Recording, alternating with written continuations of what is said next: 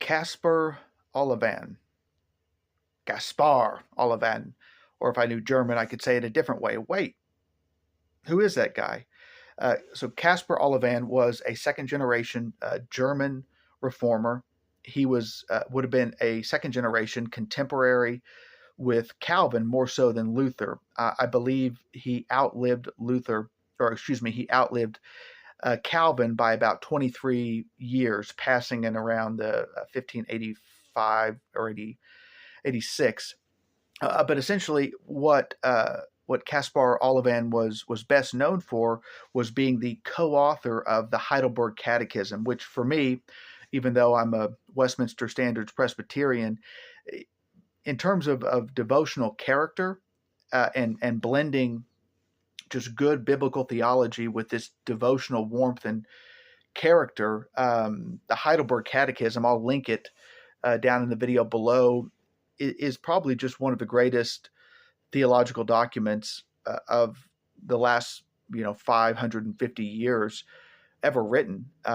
It had a profound impact on the German church and the church at large.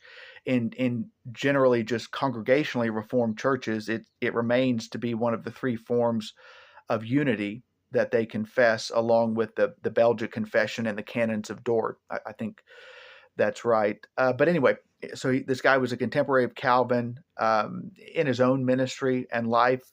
He in many ways helped form the basis of covenantal theological study.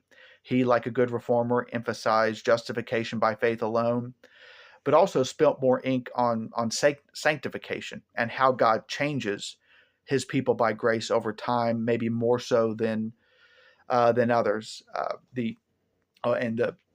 His co-author in the Heidelberg Catechism was Zacharias Ursinus, and I might do a video on him, but it's probably going to be pretty similar because they were contemporaries who did a lot of the same things, co-authored this Heidelberg Catechism, and yeah, so check that out. Check out, if nothing else, question 1 of the Heidelberg Catechism.